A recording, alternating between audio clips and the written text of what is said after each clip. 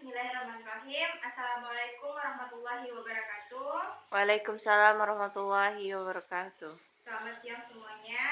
Siang, Bu. Nah, sebelum kita memulai pembelajaran kita pada hari ini, lebih baiknya kita berdoa terlebih dahulu.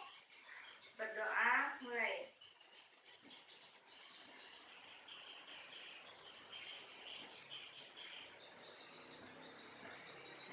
Bismillahirrahmanirrahim. Berdoa selesai. Nah, Ibu akan absen ya. Aisyah Nur Kanza, Hadir, Bu. Abang Bintang Taulani, Hadir, Bu. Azza, Hadir, Bu. Zahwa Andrea. Hadir, Bu. Alhamdulillah hadir semuanya ya pada hari ini. Semoga dalam keadaan sehat sehingga dapat menerima materi dengan baik. Dan walaupun cuaca hari ini cukup panas, tapi harus tetap semangat. Nah, baiklah, pada pertemuan kita kali ini Ibu akan membahas tentang sistem saraf. Nah, sebelum menuju ke sistem saraf, Ibu akan menyampaikan terlebih dahulu tujuan pembelajaran kita pada hari ini. Nah, jadi pada hari ini ada dua tujuan pembelajaran, di mana yang pertama ialah menjelaskan tentang sistem saraf, dan yang kedua menyebutkan bagian-bagian dari sistem saraf. Nah, sebelumnya ada yang tahu apa itu sistem saraf? Tidak, Bu. Nah, sistem saraf adalah salah satu sistem koordinasi yang menyampaikan rangsangan dari reseptor yang dideteksi dan direspon oleh tubuh.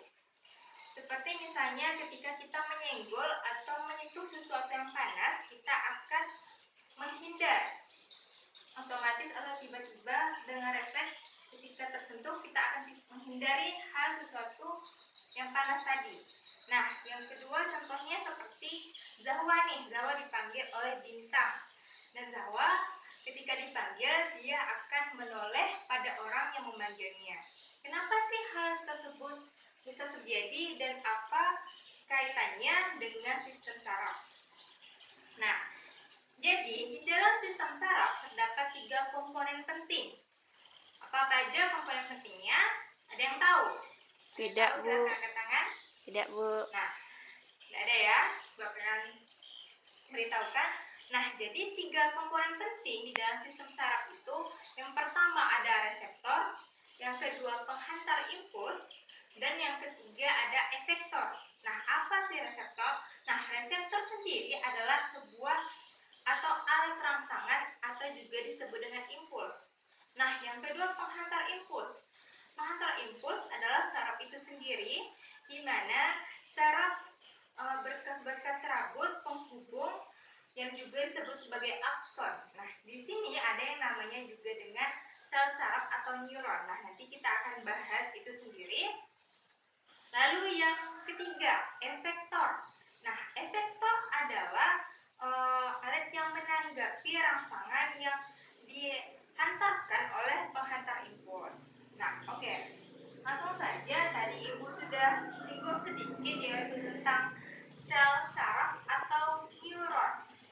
Nah, di sini jadi di dalam sel saraf atau neuron itu jika digabungkan akan menjadi sebuah jaringan sel saraf. Nah, lalu di dalam sel saraf itu sendiri dari satu sel saraf tersusun atas 3 bagian. Nah, mana-mana saja bagiannya? Ini Bu kasih tahu. Jadi di sini yang pertama itu ada badan sel, yang kedua ada dendrit, yang ketiga ada akson. Nah, kita akan bahas satu-satu apa itu dendrit, apa itu badan sel, dan apa itu akson atau juga yang biasa disebut dengan neurit. Nah, oke.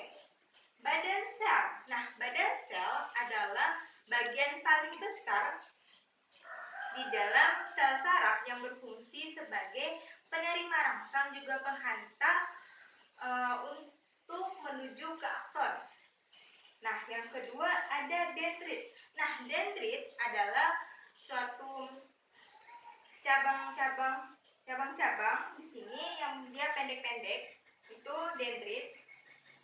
Juga di sini ada namanya akson. Nah, akson ini biasa disebut dengan neurit. Neurit adalah sesuatu yang panjang penjuluran, yaitu dari sitoplasma badan sel.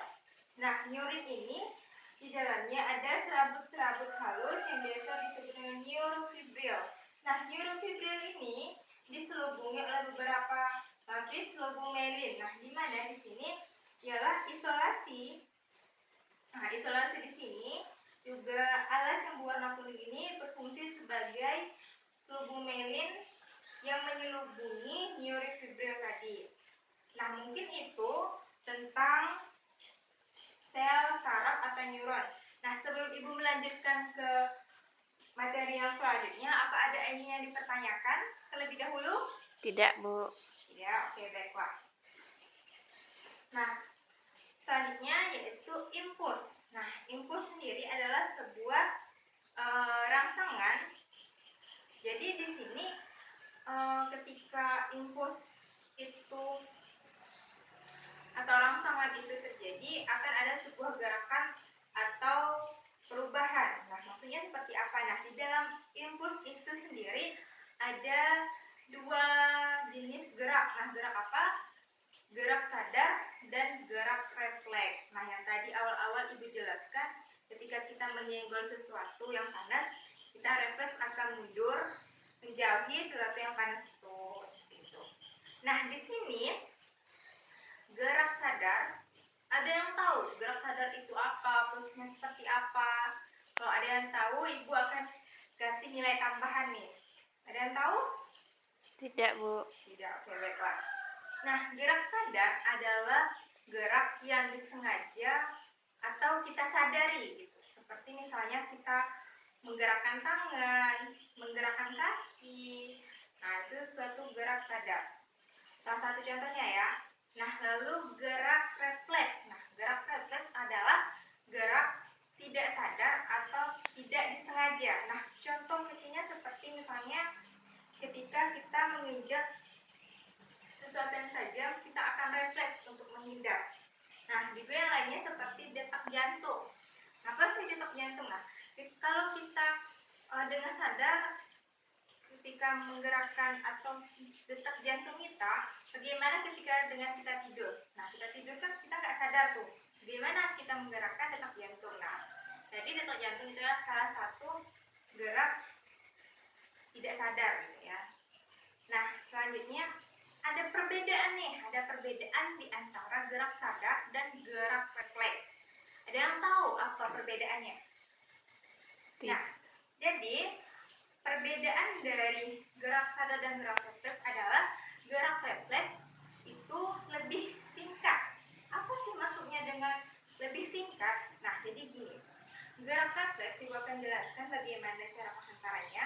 Jadi gerak refleks itu dia tidak menuju ke otak, tapi diproses di sumsum tulang belakang, di mana awalnya itu dari impuls, lalu menuju reseptor atau indera, lalu ke saraf sensori, sumsum tulang belakang, saraf motorik, lalu efektor. Nah, lalu dengan gerak sadar. Nah, gerak sadar sendiri itu dari sumsum tulang belakang, dia akan diteruskan ke otak. Dari impuls, reseptor atau indera, lalu ke saraf sensorik. Nah, ini akan diteruskan dulu ke sumsum tulang belakang, baru ke otak, selanjutnya saraf motorik, dan dia ke efektor. Nah, seperti itu ya. Nah, lalu baik Ibu, izin untuk duduk dulu ya. Nah, selanjutnya yaitu tentang susunan sistem saraf. Nah, jadi di dalam susunan sistem saraf sebelumnya Ibu akan kasih hadiah, yaitu berupa resume. Jadi akan kalian kumpulkan minggu depan. Jadi resumenya itu tentang susunan sistem saraf yang akan kita bahas di pertemuan selanjutnya. Nah, jadi Ibu akan bahas sedikit tentang susunan sistem saraf. Nah, susunan sistem saraf ini terdiri dari dua, yaitu sistem saraf pusat dan sistem saraf tepi. Nah, di mana sistem saraf pusat ini dibagi lagi menjadi dua, yaitu ada otak dan sumsum tulang belakang. Nah, yang selanjutnya yaitu apa tadi? Ada yang tahu? Setelah sistem saraf pusat ada sistem saraf tepi. Nah, jadi di sistem saraf tepi ini dibagi menjadi dua juga, yaitu ada saraf somatik dan saraf otonom. Nah, di saraf otonom ini ada yang namanya saraf simpatik dan saraf parasimpatik. Nah, mungkin itu ya. Jadi, ingat tugasnya minggu depan adalah meresum tentang susunan sistem saraf. Kalau bisa ada gambarnya juga ya. Nah, baiklah. Sebelum Ibu menutup pembelajaran kita pada hari ini, apakah ada yang ingin dipertanyakan dulu sebelum kita pulang? Tidak, Bu. Tidak, baiklah. Ingat-ingat ya tadi tugasnya, jangan sampai ketinggalan. Dikerjakan baik-baik. Minggu depan kita akan bahas. Dan sebelumnya akan ada kuis nih sebelum masuk ke materi yang tadi itu. Nah, baiklah. Sebelum menutup pembelajaran kita pada hari ini, marilah kita bersama-sama membaca hamdalah. Alhamdulillahirobbilalamin. Ibu akhirin. Wassalamualaikum warahmatullahi wabarakatuh. Waalaikumsalam warahmatullahi Terima kasih wabarakatuh. anak-anak. Sampai jumpa minggu depan. Ya, Bu.